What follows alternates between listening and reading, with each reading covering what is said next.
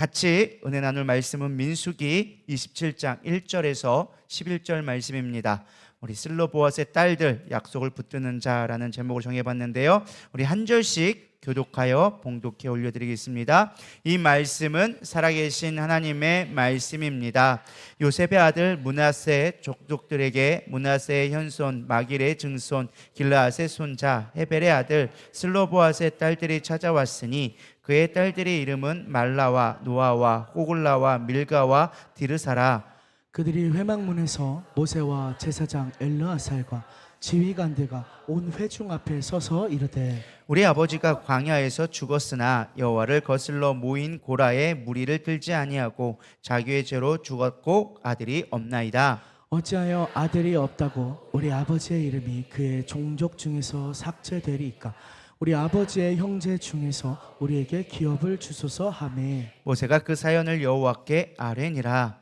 여호와께서 모세에게 말씀하여 이르시되 슬로보와 딸들의 말이 옳으니 너는 반드시 그들의 아버지의 형제 중에서 그들에게 기업을 주어 받게 하되 그들의 아버지의 기업을 그들에게 돌릴지니라. 너는 이스라엘 자손에게 말하여 이르기를 사람이 죽고 아들이 없으면 그의 기업을 그의 딸에게 돌릴 것이요 딸도 없으면 그의 기업을 그의 형제에게 줄 것이요 형제도 없으면 그의 기업을 그의 아버지의 형제에게 줄 것이요 그의 아버지의 형제도 없으면 그의 기업을 가장 가까운 친족에게 주어 받게 할지니라 하고 나 여호와가 너 모세에게 명령한 대로 이스라엘 자손에게 판결의 규례가 되게 할지니라. 아멘. 아멘.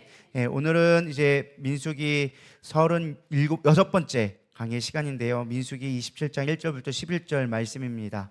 사실 저는 말씀을 본문을 딱 보면서 오늘 설교할 때 뭔 설교를 해야 되나 싶었어요.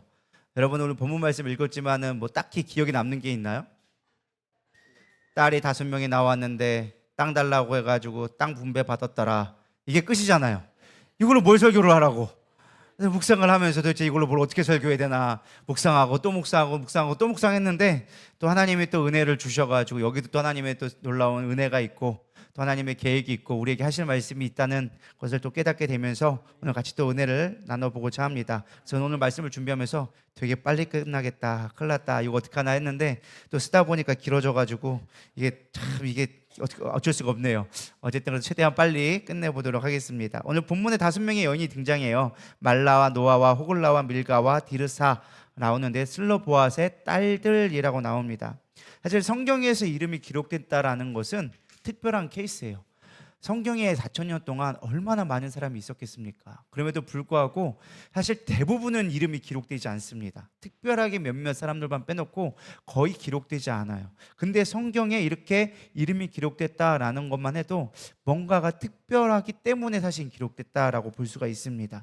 사실 이 5 여인은 뭐 다른 데에 더 나오진 않습니다. 여기서만 사실 나오는데 사실 그냥 쓰여진 건 아니에요. 공개적으로 쓰여지고 하나님의 나중에 보면은 이 판결 때문에 이제 뒤에서 나오는 뭐 여기는 성경에 직접적으로 연결되지는 않지만은 나중에 이제 예수님의 족보가 연결되어진데도 이 고엘 제도가 연결되어지는 그래서 기업 물을 자가 되어지는 그런 것들이 시작되어지는 가장 중요한 시점이에요. 그래서 언뜻 보면은 아무것도 아닌 것처럼 보이지만 이 여인의 이름이 기록되어지고 이 제도가 완성되어진 걸 기록되어진 게 나중에 메시아를 오는 연결점이 되기 때문에 중요한 것이라고 볼 수 있다라는 것입니다. 사실 이들은 권세 있는 사람도 아니었습니다. 군대 지휘관도 아니었고 제사장도 아니었고 족장도 아니었습니다. 사실 당시 사회 구조에서는 그냥 무명한 연약한 여인들일 뿐이었습니다. 사회의 약자였고 보호받지 못하는 사람들이었어요. 근데 이 사람들의 어떠한 결단을 통해서 이렇게 쓰임받게 되어졌는지 오늘 같이 좀 살펴보기를 원합니다. 먼저 민수기 26장의 배경을 좀 알아야 돼요. 오늘 땅 분배받는 이야기잖아요. 그러기 위해서는 26장 내용과 연결되어진다라는 걸 좀 우리가 알 필요가 있는데 26장은 민수기의 2번째 인구조사가 나옵니다. 첫 번째 인구조사 민수기 1장에 나오죠. 그 목적을 혹시 기억하시나요? 오래전 얘기라 기억이 안 나죠. 사실 민수기 1장에서 나오는 이 사람을 백성을 계수했던 이거는 광야의 생활을 위해서 계수를 했어요. 어디는 몇 명이고 너희들은 어디에 위치하고 어떻게 행렬을 하고 어떻게 보면 광야 생활을 위한 민수기 백성들을 계수했다면 다음에 26장에 나온 건 이제 40년의 광야 생활이 끝나고 새로운 시대 가운데 너희들이 어떻게 전쟁을 치르며 새 백성으로 살아갈 것이냐, 새로운 백성이 될 자가 누구냐라는 것을 찾기 위해서, 계수하기 위해서 민수기 26장에서 두 번째 백성들을 계수하게 되어집니다. 그러니까 쉽게 말하면 민수기 26장의 인구조사는 그냥 행정적인 절차가 아니라 다음 세대가 누구냐라는 것을 규정하기 위한 것이죠. 그래서 사실 출애굽기 1세대는 가데스 바네에서 시험에 통과했어요, 못했어요? 다 까먹으셨네. 할렐루야. 통과를 못했어요. 가데스 바네에서 실패를 해가지고 광야로 다시 쫓겨나게 되어지죠. 거기서 뱅뱅 돌다가 언제까지? 다 죽을 때까지. 1세대가 다 죽을 때까지. 너희들이 죽겠다 했으니까 니들 말대로 광야에서 죽게 만들어줄게. 그래서 말이 중요하다. 습관적으로 하는 말도 중요하다. 그러니까 우리가 어떤 힘들고 어려울 때 죽겠다라고 하지 말고 뭐라고 해야 될까요? 살겠다. 나는 잘 된다.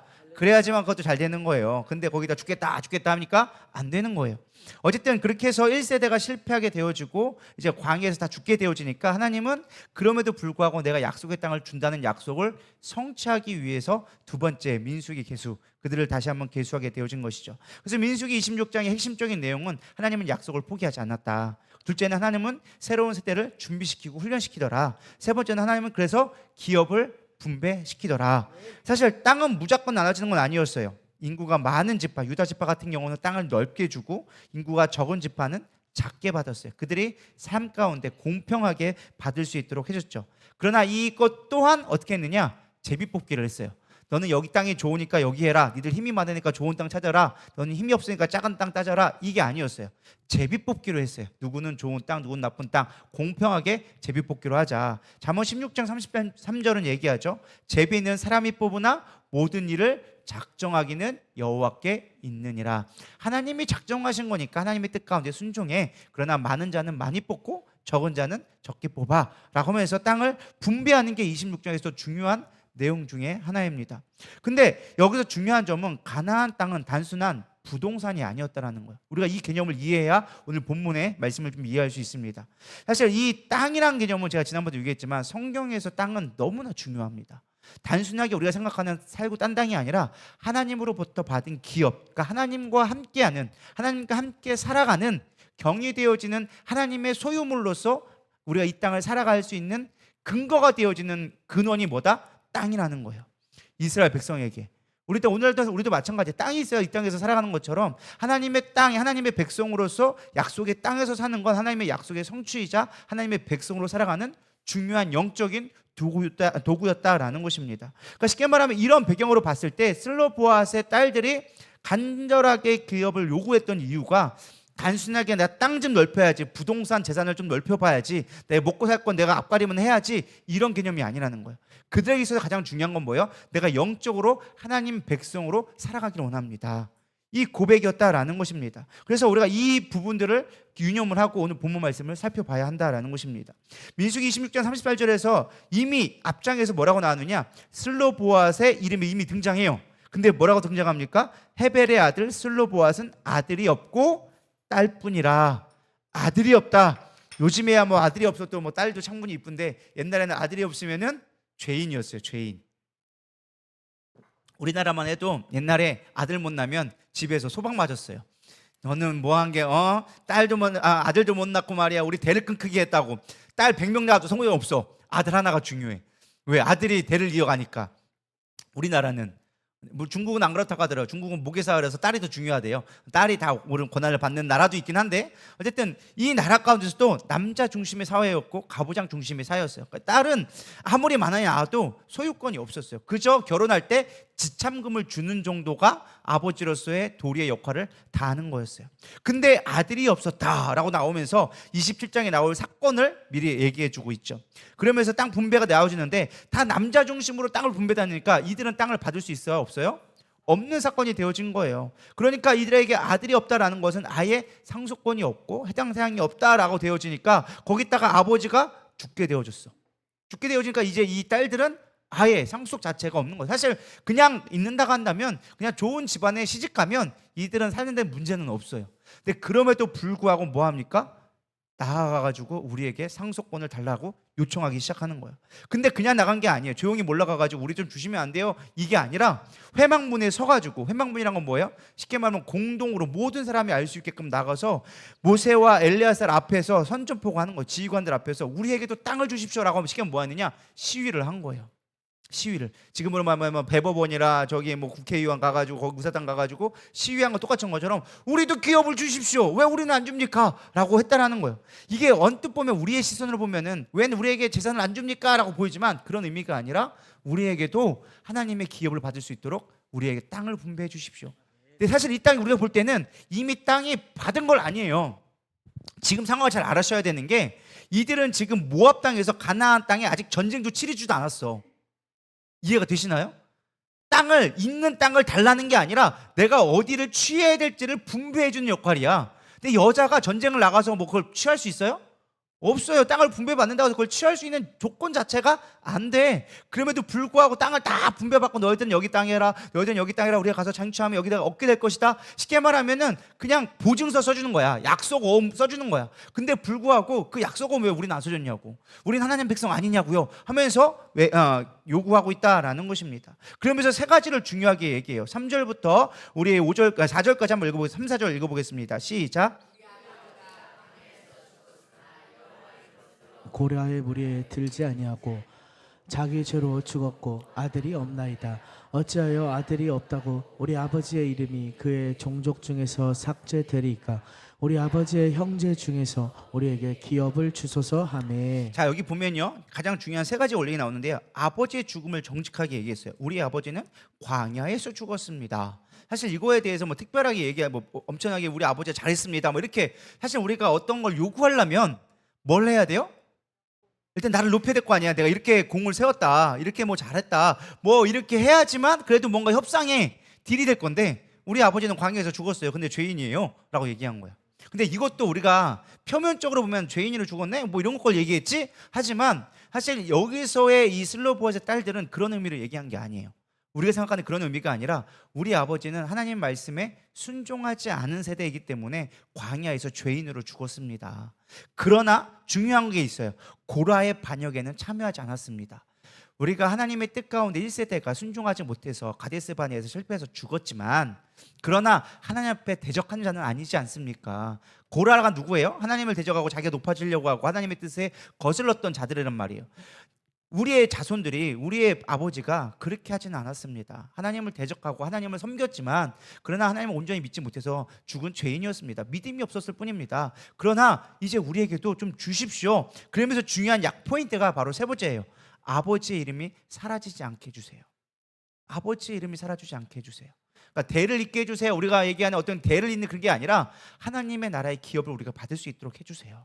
사실 이걸 요구했다는 거예요. 이거는 단순하게 경제적인 요구가 아니라 믿음의 고백이었다는 거예요. 하나님, 내가 이렇게 백성으로 살게 해주세요. 이 이스라엘 백성에 속해 있다면 하나님의 백성으로서 온전한 권리를 가지고 살아갈 수 있도록 우리에게 주십시오라고 사실 요구했던 거예요. 사실 이 모습을 본다면 사실은 뭐 이해는 할 수가 있겠죠. 근데 당시 사회적 분위기에서 본다면 이들의 고백은요, 쉬운 고백이 아니었어요. 한 여자가 와가지고 갑자기 광장에서 시위해가지고 내가 우리에게 땅을 달라. 어디 지금 여자가, 성경의 법에 어디에 봐도 다 남자에게 주겠지, 여자가 무슨 소유권이야, 니들은 기업이 없어 라고 얼마든지 무시하고 여자들에게 약자로서 그런 말함으로 말미암아 그들 속에서 뭐 할 거예요? 쉽게 말하면, 속된 말로 하면 사람들의 마음 가운데는 자기가 받을 땅이 기업이 있는데 와가지고 원래 권리 없는 자가 와가지고 내 거라고 달라고 하면 여러분 어떻게 마음이 들겠어요? 내 거 뺏겨간 거잖아요. 그러면 그 사람들 좋아할까요, 싫어할까요? 싫어하죠. 당연히 왕따가 될 수밖에 없는 상황이에요. 그럼에도 불구하고 목숨 걸고 믿음으로 담대하게 선포했다라는 것입니다. 왜 그러느냐? 하나님이 주실 거를 믿었기 때문에 그렇다는 거예요. 믿음으로 구하는 자만이 취할 수 있다라는 것입니다. 우리가 믿음으로 구하는 게 얼마나 중요한지, 지금 정복한 것도 아니고 주겠다는 약속을 받은 것도 아니고, 그럼에도 불구하고 뭐 했다? 믿음으로 나아갔다라는 것입니다. 히브리서 11장 1절, 믿음은 바라는 것들의 실상이요 보이지 않는 것들의 증거다. 여러분, 믿음으로 구하는 게 얼마나 중요한지 우리가 하나님의 약속의 땅을, 기업을 받았다고 한다면 우리는 하나님 나라를 구할 수 있어야 된다라는 것입니다. 사실 우리 신앙생활도 마찬가지예요. 우리는 현실을 보고서는 하나님 앞에 구하지 못할 때가 많이 있습니다. 지금 상황을 보면 안 되는 거예요. 내 형편은 어렵습니다. 우리 가정은 힘듭니다. 우리 교회는 뭐가 이래서 부족합니다. 내 믿음이 전역합니다. 나는 이제 늦었습니다. 나는 몸이 연약합니다. 현실만 보고 우리는 믿음으로 구하지 않을 때가 많다는 거예요. 믿음은요, 현실보다 크신 하나님의 약속을 믿는 게 믿음이에요. 믿으십니까? 이럴 때는 아멘 하셔야 돼요. 여러분, 하나님의 약속을 믿는 게 믿음이에요. 내가 열심히 잘할 거야, 내가 잘할 수 있어, 될 거야, 이건 내 신념이고, 믿음은 약속의 근거에서 하나님이 이루실 것을 내가 볼 때는 전혀 될 수 있는 상황이 아니야. 그럼에도 불구하고 그 믿음, 약속의 말씀을 붙잡고 가는 게 뭐다? 믿음이다라는 거예요. 우리가 포기하면 중요한 건 하나님도 일하지 않으세요. 하나님의 약속의 말씀을 주셨지만 그 약속의 말씀을 내가 붙잡고 가는 자에게 일하시는 거지, 그 약속의 말씀을 붙잡고 그거를 보지 않는 자는 취할 수가 없다라는 거예요. 침노한다는 건 뭐예요? 내가 그거를 취한다라는 거예요. 여러분들이 약속의 말씀을 붙들고 갈 수 있는 믿음 있기를 소망합니다. 우리에게도 기업을 주십시오. 슬로보아스 딸들이 말했던 것처럼 하나님, 제게도 믿음을 주십시오. 은혜를 주십시오. 하나님이 주신 약속의 말씀을 이루기를 원합니다. 하나님의 뜻이 우리 삶 가운데 이루어지기 원합니다. 고백하며 나갈 때, 그걸 가지고 구체적으로 기도하며 나갈 때 하나님도 일하기 시작하는 거예요.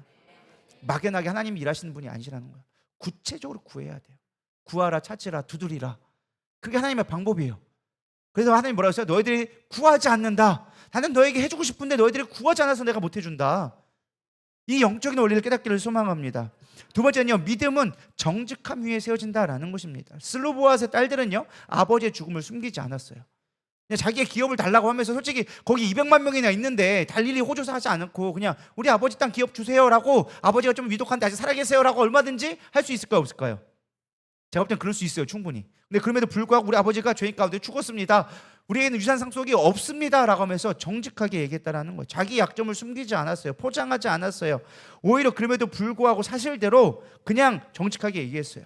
제가 이걸 보면서 느낀 게 뭐냐, 우리가 거짓되지 않는 게 참 중요하구나. 슬로보아스 딸들을 보면서 좀 묵상한 게, 우리가 믿음의 삶을 살기 위해서 가장 중요한 게 진실함이다라는 거예요. 믿음은 거짓 위에 세워지지 않습니다. 포장한다고 되지 않습니다. 많은 사람들이 믿음을 포장하려고 그래요.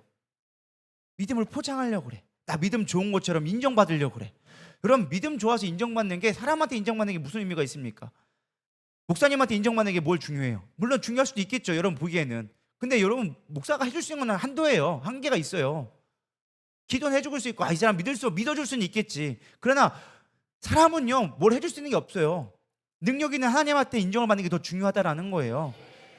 그 하나님 앞에 정직하게 나갈 때 하는 거예요. 세리는요, 성전에 올라가서 나는 죄인입니다라고 고백했고요, 탕자는 아버지께 돌아왔을 때 나는 하늘과 아버지께 죄를 지었습니다라고 정직하게 고백했습니다. 구원은요, 언제나 정직한 데서 와요. 정직해야 된다라는 거예요. 저는 우리가 이런 생각을 했어요. 우리가 하나님 앞에 얼마나 정직할까. 목회를 하다 보니까 죄송하지만은 성도들을 보일 때가 있어요. 보인다는 표현이 무엇이냐, 좀 죄송하지만은 겉으로는 괜찮다 그래. 근데 딱 봐도 안 괜찮아.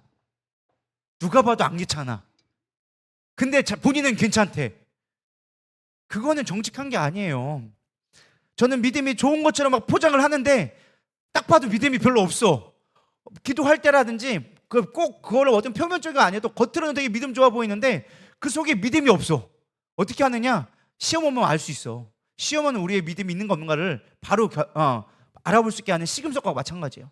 시험이 오면 바로 알아. 조금만 환난 오면은 막 바로 뒤집어지고 예배 안 나오고 막 불평하고 원망하고, 그건 뭐예요? 믿음 없다는 뜻이에요. 근데 본인 믿음 되게 좋아. 왜? 봉사도 열심히 하고 헌금도 열심히 하고 예배도 웬만하면 다 참석하거든. 뭐 의견도 내고 말도 내고 막 교회에 관심도 많아. 그러니까 믿음 좋은 것처럼 보여. 근데 시험 오면 다 흔들려. 조금만 흔들리는 말 앞에 다 무르르 무너져. 뭐야? 믿음 없는 거예요. 조금만 나에게 뜻대로 되지 않으면 막 화를 내고 분내고 원망하고 불평하고, 믿음 없는 행동이거든요. 믿음은 그렇지 않아요. 책임지는 거거든요. 조금만 자기한테 불리하면 막 원망하고 반대 의견 내고 안 나오고 막 따지고, 막 나중에는 나 교회 안 나온다고 옮긴다고 하고, 어디 봐서 그게 믿음 있는 거야. 근데 본인은 되게 믿음 있대. 여러분, 착각하지 마세요. 정직해야 돼요. 하나님 앞에 구하려면 정직하셔야 돼요. 목사는 속일 수 있어. 성도는 속일 수 있어. 근데 하나님은 못 속여. 여러분, 진짜 응답받는 기도 하고 싶어요? 그러면은 정직하셔야 돼요. 오히려 정직하면 어떻게 되는 줄 아세요? 나는 할 수 없습니다. 나는 연약합니다. 나는 죄인입니다. 하나님 이때 어떻게 해야 될까요? 하나님 구하는 거예요. 정직하게 구하는 거예요. 내 방법으로 할 수 없습니다. 여러분 그런 지혜가 있기를 소망합니다. 그게 지혜로운 사람이에요. 하나님 없이 할 수 없다라고 고백할 수 있는 자가 지혜로운 자예요. 왜? 하나님이 일하게 하시니까. 그런 믿음 되기를 소망합니다. 이들은 고백했어요. 정직하게 얘기했어요. 우리 아버지가 죽어서 우리는 할 수 있는 게 아무것도 없습니다. 죄인이었습니다. 그러니까 도와주세요. 하나님의 뜻을 구했다라는 것입니다. 세 번째는요, 하나님의 백성은요, 기업을 사모해야 돼요. 아까도 얘기했지만 기업은 아까도 얘기했지만 단순한 재산이 아니었다라는 거예요. 하나님의 나라를 상속받을 하나님의 백성으로 살아가는 권리를 얘기하는 거예요. 여러분 이 권리가 얼마나 큰 건지, 이들의 요구했던 사유재산이 아닌 하나님 앞에 자신의 백성으로서 맡겨준 그 사명감을 갖기 위해서, 나의 그 사명을 달라하기 위해서 하나님 앞에 약속으로 구했다라는 것입니다. 오늘날 우리에게도 기업이 있어요. 베드로전서 1장 4절에 보면 썩지 않고 더럽지 않고 쇠하지 아니하는 유업을 있게 하시나니 곧 너희를 위하여 하늘에 간직하신 것이라. 우리는 천국을 기업으로 받았습니다. 믿으십니까? 구원을 기업으로 받았어요. 근데 구원은 나만 구원받는 게 아니에요. 나를 통해서 구원의 통로가 확장되기를 원하시고 하나님 나라가 확장되기를 원하시는 게 하나님의 뜻이에요. 그것이 하나님의 기업이에요. 기업은 단순하게 땅만 하는 게 아니에요. 재산을 얘기하는 게 아니에요. 여러분들이 하셔야 될 사명까지도 포함되는 거예요. 믿으십니까? 그래서 여러분 우리 기업을 사모할 수 있어야 돼요. 여러분 마음 가운데 하나님 나라를 구할 수 있어야 된다는 거예요. 근데 우리가 신앙생활 하면서 사실은 하나님 나라보다 뭐가 더 구해요? 이 땅의 것이 더 구한 거예요. 세상의 성공과 세상의 어떤 내 노력으로 얻을 수 있는 성취를 우리는 늘 갈망하지 하나님 나라를 구하지 않을 때가 너무 많다라는 거예요. 하나님 나라가 이상주의로 그치는 거예요. 멀어서 죽어서 가는 나라, 아니면 내 마음껏 어디 평강이 있을기를 원하는 나라. 여러분 그렇지 않아요. 하나님 나라는 현실이 되어져야 돼요. 내 삶이 되어져야 돼요. 그래야 여러분 삶이 바뀌는 거예요. 그게 구원받은 자의 모습이라는 거예요. 단순히 교회만 왔다 갔다 했다고 구원받은 게 아니에요. 우리가 교회 일 조금 한다고, 우리가 뭔가 한다고 해서 그게 하나님 나라 이루는 게 아니에요. 내 안에 하나님 나라가 이루어져야 돼요. 믿으십니까? 여러분 가운데 그런 믿음이 있기를 소망합니다. 그래서 여러분들이 오늘 구하는 것이 무엇인 걸 잘 생각했으면 좋겠어요. 여러분 무엇을 기도하고 계십니까? 자녀가 좋은 대학 가는 거, 우리 오늘 감사하게 고딩들이 엄청나게 많이 왔는데 놀라운 역사가 일어나고 있습니다. 기도 많이 해주시고 잘 세워질 수 있도록 금요 예배 때 이렇게 고등학교가 많이 나오는 게 쉽지가 않거든요. 주일날은 어쩌다 끌려올 수 있는데 금요 철회 때 오게 기도하려고 이렇게 온다, 쉬운 역사 아니에요. 우리 누리다의 제 새싹이 잘 자라날 수 있도록 관심 가져주시고 기도해 주시고 할렐루야. 우리 친구들은 잘 나오고 기도하면 하나님이 이루어주시니까 물론 우리가 친구들이 이제 좋은 대학 가는 거 기도할 수도 있어요. 물론 하나님 그거 안 들어주신 건 아니겠지만, 그러나 더 중요한 건 뭐예요? 하나님의 나라의 뜻을 구하는 거예요. 사업 잘 되는 것도 중요하죠. 건강하고 평강하게 사는 것도 중요하죠. 이런 거 기도해야 돼요. 그러나 더 중요한 질문은 내 안에 하나님 나라가 이루어지는가? 정말 하나님의 뜻을 위해서 내가 정말로 살아가려고 작정했는가? 그리고 내 가정 가운데도 내 자녀들이 믿음의 세대로 잘 세워질 수 있도록 내가 기도하고 있는가?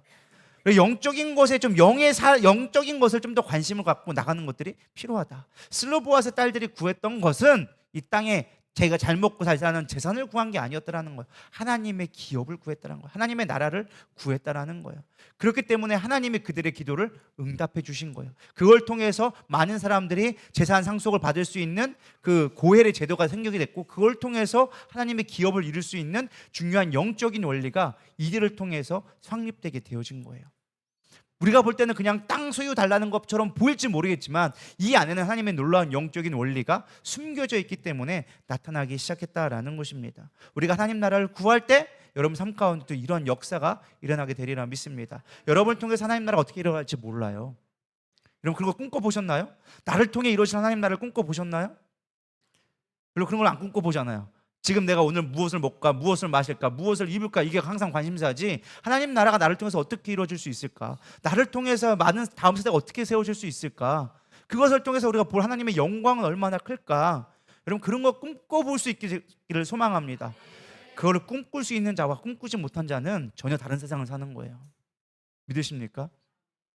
할 수 있기를 소망합니다. 영적인 걸 바라보고 꿈꾸고 소망하고 구할 수 있는 그것이 행복한 삶이고 진짜 크리스천의 삶이다. 진짜 구원받은 자의 삶이다. 구원받았다고 하면서도 맨날 이 땅의 것만 썩어질 것만 구한다고 한다면 세상 사람들과 뭐가 다르다라는 거예요. 세상 사람들도 구해요. 세상 사람들도 가가지고 절에 가서 구하고 뭐 소원빌로 가고, 제가 독박 듀오를 보니까 맨날 구하더라고. 뭐 하여튼 좋은 데 있다면 다 가서 구해. 세상 사람들도 구한다니까요. 우리보다 더 열심히 구해. 그럼 세상 사람과 우리가 뭐가 다르냐는 거예요. 우리가 구할 거는 세상 것들이 아니라 하나님의 것을 구해야죠. 그게 하나님의 뜻이라는 거예요. 하나님은 그걸 보고 슬로보아스 딸들을 기뻐 여기셨다라는 것입니다. 자, 그 세 번째는 모세를 통한 교훈을 좀 살펴볼 필요가 있습니다. 27장 5절 매우 짧지만 우리 한번 읽어볼까요? 시작. 아뢰니라. 수없이 많이 나온 이야기지만 항상 읽을 때마다 또 깨닫는 게 이거예요. 모세는 일이 있을 때마다 뭐 했다? 하나님한테 물어봤다라는 거예요.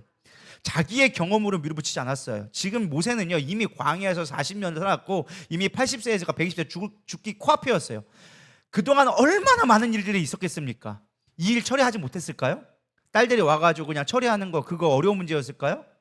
야 그거 안 돼 라고 한 말 하면 끝날 일이었어요. 사실은 뭐 싸우고 뭐 할 것도 없어요. 야 우리가 이게 하나님이 이미 재산에서 아들에게 이미 상속 기업되는 거 이미 오래전부터 그렇게 흘러왔던 거야. 이거는 법적으로 안 돼라고 꽝꽝 때려버리면 끝날 일이었어요. 근데 그 당연한 이야기를 너무나도 당연하고 너무나도 그 누구 하나도 사회적 분위기 가운데 이거는 옳지 않다라는 그 분위기를 모세는 하나님 앞에 가져갔다라는 거예요. 여러분 이게 되게 쉬운 것처럼 우리는 한 절 쉽게 읽었지만 쉬운 문제가 아니에요. 이거는 모세의 삶 속에서 경험적으로 나왔던 습관과 같은 루틴이에요. 어떤 일이 생기면 모세는 항상 뭐 했어요? 하나님 앞에 물어봤다라는 거예요. 막 백성들이 몰려와 그럼 그 앞에서 하나님 앞에 기도하는 거예요. 왜? 자기 힘으로 안 된다는 걸 깨달았거든.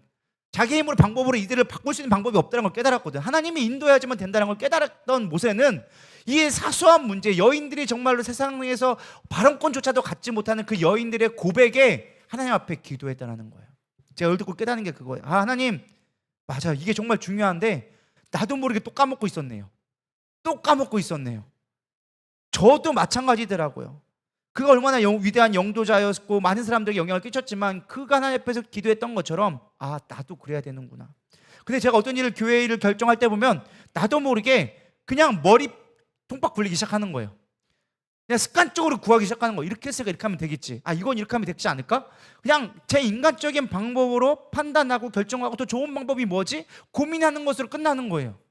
근데 그게 아니라 모세는 뭘 했느냐? 항상 문제 앞에 당연한 거라고 생각하는 것조차도 뭐 했더라? 기도했더라. 전 우리 누리다교회에 이러한 영적인 분위기가 생겨나기를 축복합니다. 여러분 한 사람 한 사람이 이런 영적인 루틴을 만들었으면 좋겠습니다. 어떤 일이 있을 때마다 뭐 하는 거예요? 기도하고 물어보는 거예요.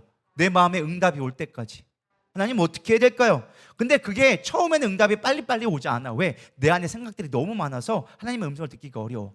그러나 반복적으로 하나님의 뜻을 구하다 보면 어느 순간은 하나님의 뜻이 내 안에서 빨리빨리 캐치돼. 왜? 내 생각보다 하나님의 생각이 옳다라는 걸 인정하는 순간, 그것들이 학습되어지는 순간 우리는 인간적인 생각보다 하나님의 뜻을 구할 수 있는 지혜가 열리기 시작하기 때문에 반복적인 습관이 중요하다는 거예요. 저 여러분들이 여전도 회를 하든 남전도 회를 회를 하든 뭘 하든 물어보고 할 수 있는 기도가 됐으면 좋겠어요.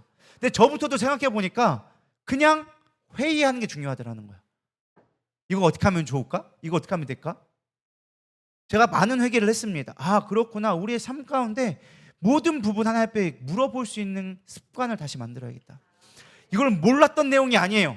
제가 수없이 몇 번을 설교했던 내용이에요. 근데 또 깨닫게 하시는 거예요. 아 내가 또 망각하고 있었다. 이 중요한 영적 원리를 또 잊어버리고 있었다. 정말 중요한 건데, 정말 내가 목회자로 살아가기에 가장 중요한 건데 또 잊어버리고 있었네. 또 깨닫고 또 회개가 되셨어요. 전 여러분들도 마찬가지인 것 같아요. 여러분들이 어디에 있든 무슨 자리에 있든 늘 기도할 수 있는 것. 가정에서도 마찬가지예요. 부부 사이가 문제가 생길 때도 감정적으로만 하려고 하지 말고 물어보시고 또 물어보시고, 자녀의 문제를 만날 때도 또 물어보시고, 내 세상 속에서의 방법이 아니라 하나님 앞에 기도를 구하면서 하나님이 주시는 평강을 구할 수 있는 저와 여러분 되기를 소망합니다. 이게 짧은 시간 되지는 않겠지만 이것들을 루틴을 만들 수 있다면 여러분 인생은 전혀 다른 삶이 될 거라 저는 장담합니다.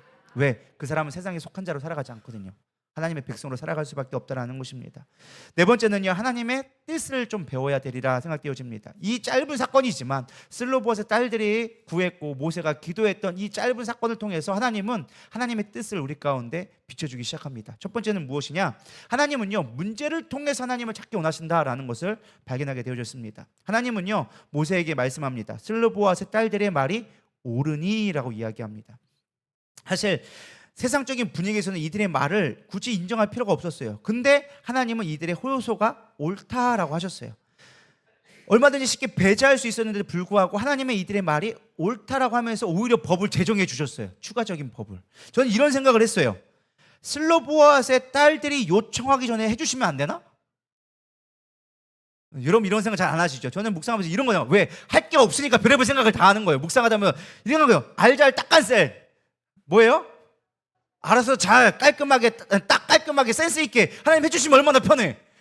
우리 삶의 문제도 마찬가지잖아요. 하나님 알잘 딱간셀 모르세요? 그거 좀 해주시면 안 돼요? 알아서 문제 좀 해결해 주시고 알아서 좀 이거 좀 처리 좀 해주시면 제가 신앙생활 하는데 얼마나 순종하고 주님을 내가 얼마나 신뢰하겠습니까? 안 그래요? 내가 좀 기분 나쁜 사람 있으면 알아서 그들의 마음을 바꿔주시고 내 앞에서 치워주시든지 바꿔주시든지 영적인 동네 문제가 있으면 알아서 좀 복권이 당첨되게 해주든지 누가 와서 돕게 해주든지 이러면 얼마나 세상 신앙생활이 좋겠어요. 믿지 말라도 다 믿을 거 아니야. 안 그래요? 근데 뭐 아멘 하시면 안 돼 이때는.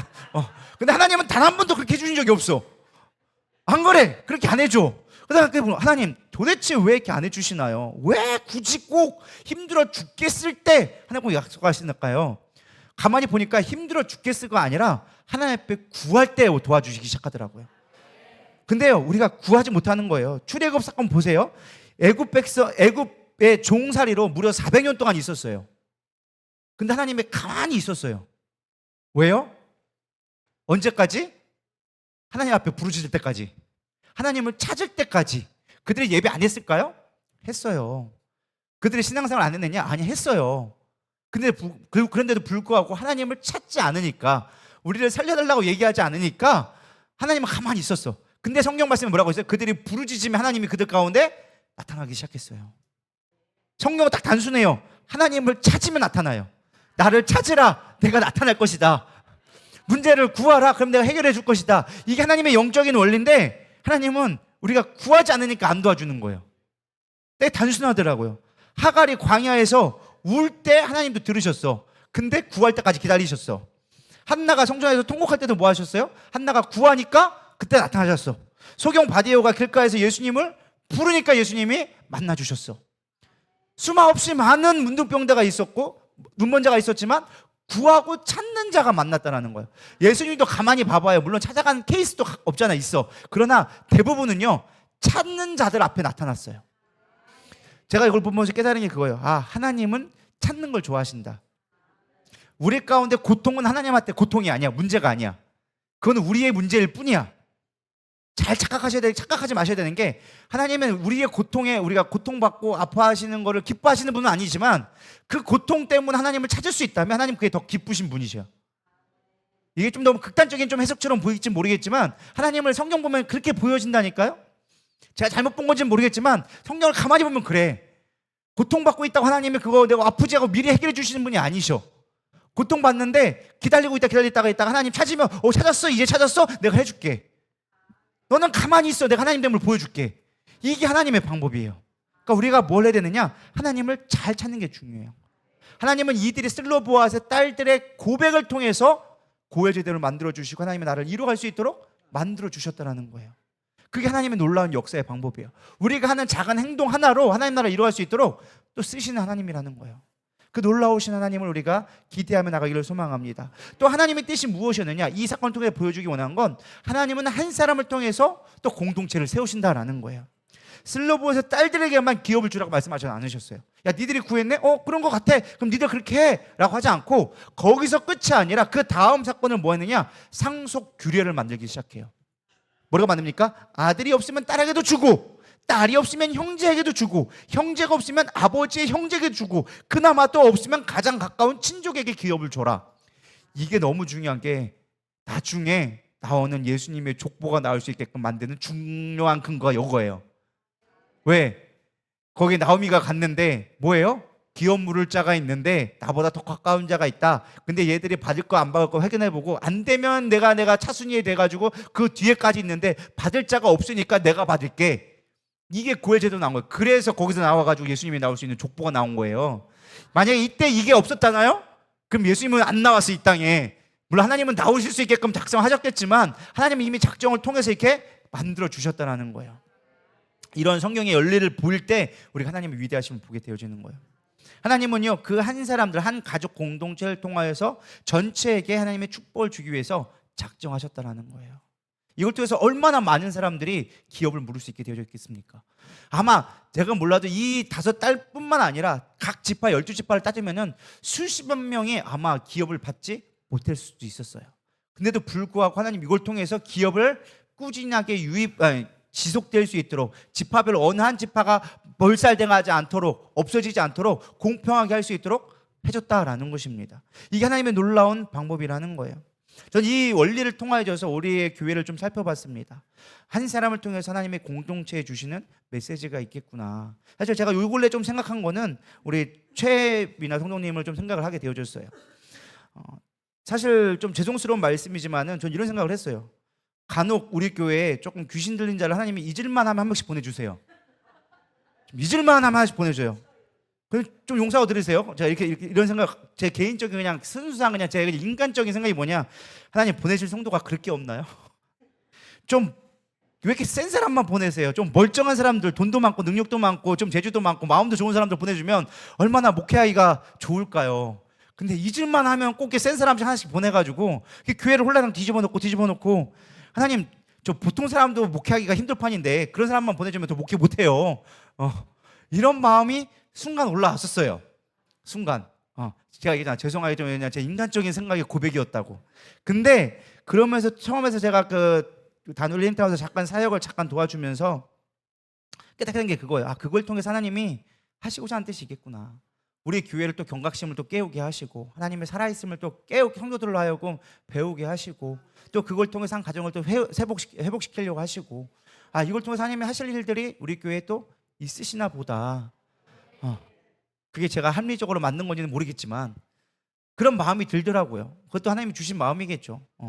그러면서 이게 한 사람의 그런 사건들이 단순하게 한 개인의 문제가 아니라 공동체의 어떤 사건이 될 수 있겠구나. 그래서 이따가 우리가 기도할 겁니다. 우리 김신 성도님이 믿음으로 잘 이겨낼 수 있게 해주시고 어쨌든 잘 그거를 본인의 의지가 있어야 그것도 이기지. 귀신이 떠나가라고 한다고 다 떠나가진 않더라고. 제가 보니까 본인의 의지 없이는 귀신도 절대 떠나가지 않아요. 아무리 청소해주면 뭐해, 다시 들어와가지고 더 큰 귀신이 물어보는데 내가 본인의 청소하고 그거를 내 안에 주님으로 채워놓을 준비가 되지 않으면 아무리 영적 사회도 되지 않아요. 그래서 그 마음을 주님이 붙들게 해달라고, 그 마음을 잡아주셔야 돼요. 그건 우리가 어찌할 수 없어. 아무리 설득하고 아무리 인간적으로 한다 할지라도 주님이 아니고선 해줄 수 없는 문제들이야. 그래서 여러분 우리가 이따가 같이 또 기도하도록 하겠습니다. 그래서 하나님 이렇게 공동체를 회복할 수 있는 도구로 사용하셨다. 사실 이게 되게 문제잖아요.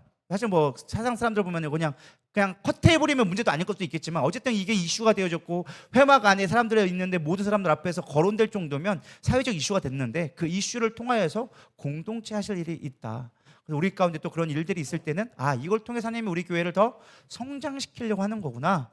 할렐루야. 그래서 우리 안에 어떠한 문제들이 있을 때는 우리가 항상 뭘 볼 수 있어야 돼요?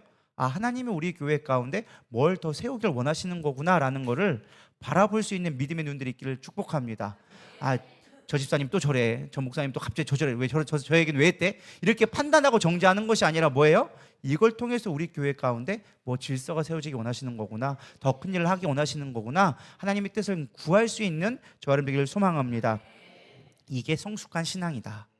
할렐루야. 세 번째는요, 하나님의 뜻이 무엇이냐? 권리와 질서를 함께 가기 원하신다라는 거예요. 쉽게 말하면 책임이 있어야 된다라는 거예요. 민수기 27장에 슬로보아스의 딸들의 권리를 인정해 주셨잖아요. 그럼 니들 그래 기업 받아라 했는데 거기서 끝나지 않아. 그 뒤에 보면 민수기 36장에 보면은 또 다른 문제가 되게져야 돼요. 그들의 기업을 땅을 받았는데 중요한 건 이 딸들이 처녀였던 것 같아. 처녀가 근데 시간이 지나봤더니 이제 시집을 가야 돼. 그럼 기업으로 받은 걸 시집에 가면, 왜냐면 물려줄 사람이 없으니까, 처녀니까 아이들을 낳을 수도 없잖아. 거기다 형제가 없으니까, 뭐 줄서 아버지가 남자가 없으니까 딸들이 기업을 받은 거 아니겠어요? 그러면 그 딸들이 다른데, 예를 들어서 다른 지파로 가면은 그 땅은 누구 것이 되냐라는 거예요. 그러면은 그 있는 지파, 그 레위 지파에 있는 사람들 어떻게 하겠어요? 우리 땅이 뺏기는 거 아니에요? 그 지파로 볼 때는.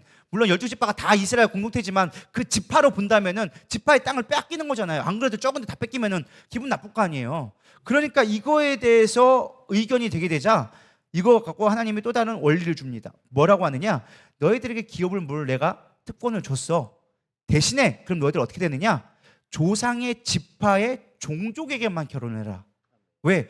너희들이 시집은 갈 수 있지만 다른 지파로 가면 땅이 넘어가니까. 그럼 기업이 넘어가니까 너희들의 원리가 영적인 원리라며 땅을 기업으로 받는 게 아니라 재산이 보니까 원인이 아니라 그 기업의 아버지 이름이 있기를 원하고 너희들이 믿음의 상으로 살기 원한다면 그 기업을 지켜주는 게 너희들의 도리가 아니겠느냐. 그러니까 너희들이 선택권이 12분의 1로 줄었지만 그러나 그 종족 가운데 지파 가운데 결혼해서 종족을 너희들의 기업을 지키는 자가 되어져라. 그 다음에 너희들 자식이 나면 그 다음에야 상관이 없겠지. 그 아들에게 물려주면 되니까. 그러나 그렇지 않다면 너희들이 믿음에 있는 같은 지파에게만 결혼할 수 있게 해주겠다. 그들이 이걸 했을까요? 안 했을까요? 당연히 그렇게 결혼을 했겠죠. 저는 이걸 보면서 마지막 적용한 게 무엇이냐? 우리도 권리가 사실 중요해요. 각자의 권리가 있어요. 중요합니다. 억울한 사람 권리도 보호해줘야 되고 약한 사람 권리도 존중해줘야 돼요. 그러나 성경은 항상 얘기하는 게 권리와 책임이 따른다는 거예요. 저는 신앙생활 가운데 가장 중요한 게 자기의 권리를 이야기하기 전에 뭘 얘기되느냐? 책임을 얘기할 수 있어야 돼요. 내가 책임을 지는 신앙이 돼야 진짜 신앙인이에요. 근데 우리는 자기 권리를 얘기하기만 바빠요. 나 바빠서 안 돼요. 이래서 안 돼요. 저래서 안 돼요. 공동체는 생각하지 않아. 지금 내가 당한 처지만 힘들다라는 거예요. 여러분, 그러면 신앙은 공동체를 무너질 수밖에 없어요. 내가 하나님 앞에 받은 은혜가 있다? 그럼 뭐 해야 돼요? 책임을 질 수 있는 믿음이 되어줘야 돼요. 내가 힘들어. 그래도 감당을 해야 돼. 그렇다고 평생 하냐? 그렇지 않아. 예를 들어서 내가 어떤 봉사를 하게 되어졌어? 그럼 내가 중간에 갑자기 일이 생겼어. 근데 그걸 내가 예를 들어서 아침에 갔던 거 갑자기 저녁에 해야 되고 아침에 갑자기 어떤 일이 생기게 더 맡게 되어져서 감당하기 어려운 시간이 되어졌어. 그러면은 일정 기간은 그건 힘들어도 내가 그걸 넘겨줄 수 있는 사람을 세우거나 할 때까지 책임을 져줘야 되는 거예요. 이해가 되시죠? 그 책임을 질 때 온전해질 수 있다는 거예요. 저는 신앙생활의 가장 중요한 것 중에 하나가 책임이라 생각해요. 우리 믿음의 길을 받잖아요. 너가 정말로 믿음의 사람이 되고 싶어? 하나님 앞에 사람들 앞에 인정받는 사람이 되고 싶어? 그럼 네가 먼저 인정받는 행위를 먼저 보여줘. 그래야 사람들도 너를 인정하고 너를 믿음의 사람으로, 예수를 믿는 사람으로 인정하게 될 거야. 근데 처음에 뭐 했어요? 게임하고 밤새고 그 다음날 늦잠 자고 막 변명하기 시작하는 거예요. 아니, 너 그거 갖고 되는 거 아니야. 네가 정말로 믿음의 사람이 되고 싶다면 책임지는 삶을 살아. 네 얼굴에 책임져. 네 말에 책임져. 네가 하는 행동에 책임져. 그것이 공동체에게 피해를 준다면 넌 책임 못 지는 거야. 네가 희생을 감당하더라도 그 책임을 감당할 때 공동체 안에서 너의 얼굴이 세워지고 너의 믿음이 증명되는 거야. 우리가 믿음을 단순하게 내 안의 것만 생각하면 안 돼요. 믿음은 공동체적이에요. 믿으십니까? 저는 우리가 그 되길 소망합니다. 특히 젊은 사람일수록 그런 것들이 많이 필요해요. 바쁜 일들이 많아요. 그럼에도 불구하고 책임질 수 있어야 돼요. 내가 예를 들어 악기 봉사를 한다. 그럼 악기 봉사를 하면 그 사람은 꼭 나와 있어야 돼. 아무리 힘들어도 못 나가면 미리 얘기해서 다른 사람을 세워놓고 가더라도 그 사람이 없다고 한다면 미리 며칠 전부터 얘기를 해서 준비해서 그 사람을 대체할 수 있는 사람을 준비할 시간을 주든지. 그게 책임 있는 행동이지. 갑자기 그날 돼가지고 안 와. 전화해도 안 받아. 전화했더니 늦잠 잤대. 책임 없는 거예요. 저는 우리 사역자에게 항상 얘기하는 게 그거예요. 책임지는 신앙. 니들이 하고 싶은 거 다 해. 근데 책임해. 내가 그거 뒷발 서포트 해줄게. 내가 그건 책임져 줄게. 대신 보고해주고 니들이 하고 싶은 거 다 해. 왜? 책임져야 되거든요. 신앙은요, 권리만 주장하는 게 아니에요. 책임이 있어야 돼요. 그럼 신앙생활하면서 반드시 책임지는 신앙 됐으면 좋겠습니다. 기관장이 됐든 아니면 내가 어떤 직분을 맡았든 어느 자리에 있든 그 자리에 있으면 책임지는 자가 되어줘야 돼요. 지혜를 구하고 협력을 구하고 함께하는 것이 필요하다. 이게 성숙한 믿음이다. 말씀을 마치려고 합니다. 약속을 붙들고 하나님의 뼈로 설 수 있기를 소망합니다. 민수기 26장에 새 수대를 계대했고 27장에는 슬로바앗의 딸들을 통하여서 그 계수받은 땅을 어떻게 분배할지에 대해서 이야기해주고 있어요. 사실 이들은 받을 수 없는 상황이었지만 믿음으로 구했습니다. 믿음으로 구했기 때문에 받을 수 있었고 하나님 그걸 통해서 하나님 나라를 이루어지는 것, 하나님의 놀라운 그 계보의 어떤 유산일 수 있는 기유를 하나님이 주셨어요. 그걸 통해서 예수님의 족보가 나올 수 있는 또 놀라운 역사도 만들어 주셨습니다. 우리 삶 가운데 문제들이 많이 있어요. 그러나 거기에 가만히 있지 마시고 하나님 앞에 구할 수 있기를 소망합니다. 하나님 나라를 구하고 하나님의 뜻을 구하십시오. 그리고 정직하게 나가십시오. 그리고 하나님 앞에 모든 것을 구할 수 있는 믿음이 되기를 소망합니다. 그럴 때 하나님이 우리를 붙들어 주시고 세워주시고 인도해 주시고 여러분 삶 가운데도 함께해 주시리라 믿습니다. 우리 이 시간 찬양하겠습니다. 믿음과 삶이라는 찬양인데요, 우리 믿음으로 가사를 생각하면서 고백하며 나가도록 하겠습니다.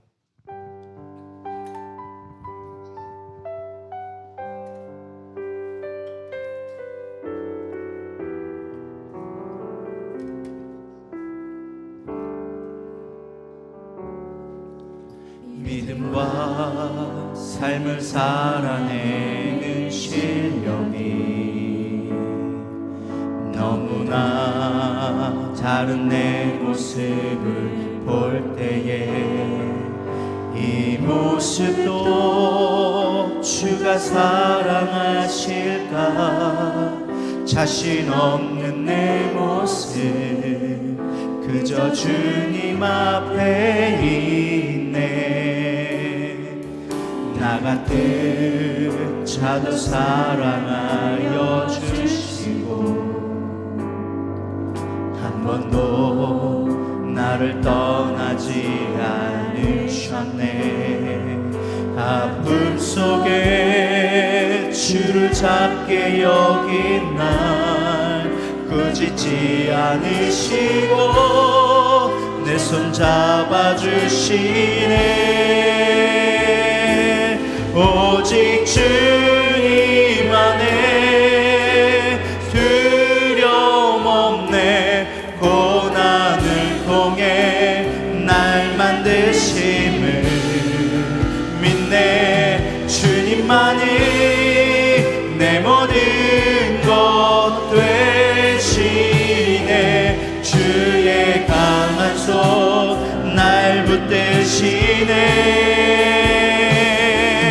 오직 주님 안에 소망이 있네. 내 삶을 통해 영광 받으신 주님, 주님만이 내 모든 것 되시네. 주의 선하심 나 노래하리. 다시 한번 고백하기 원합니다.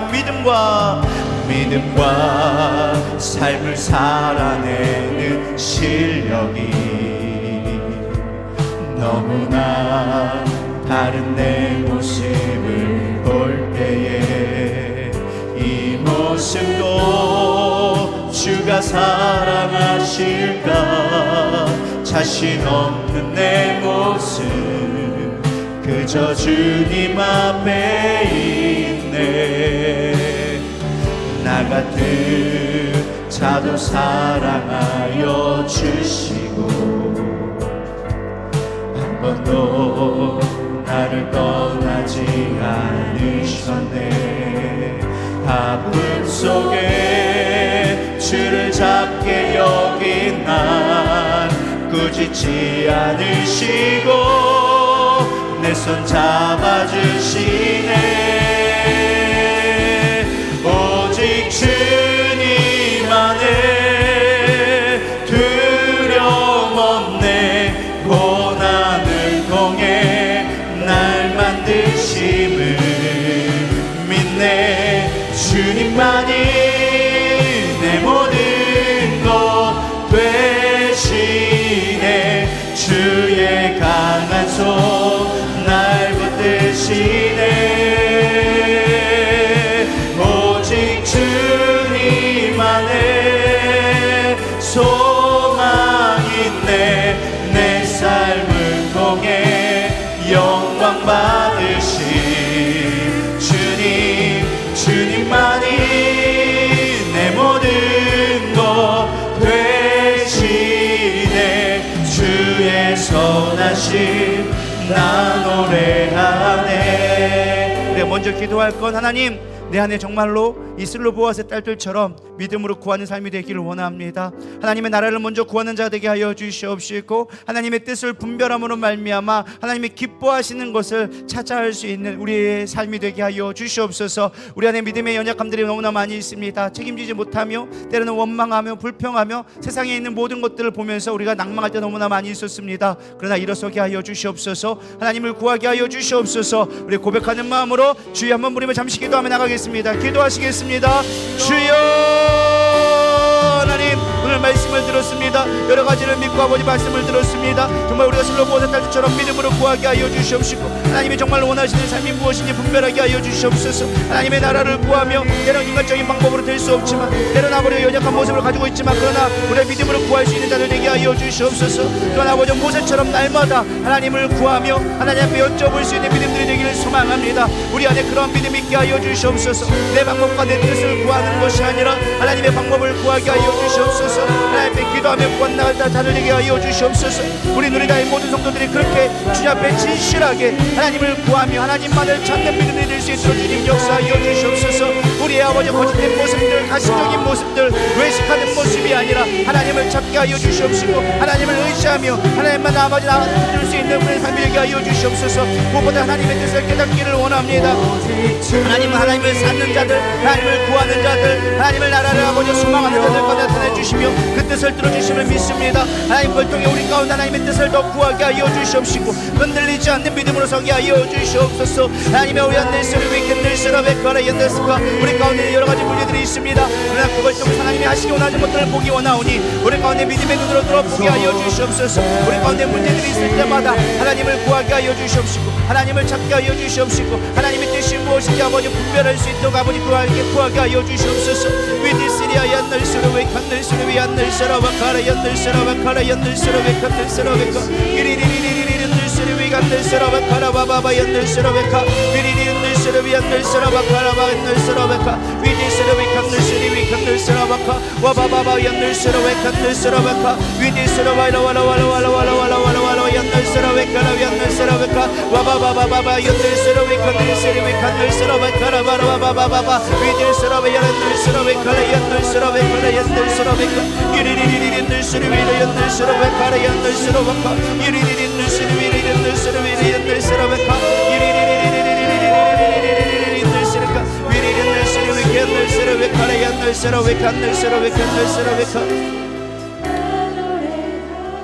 우리가 이 시간 다시 한번 기도할 때 우리 특별히 세 사람을 위해 기도했으면 좋겠습니다. 우리 김종란 집사님 여러 가지 이제 질병으로 인하여서 고통받고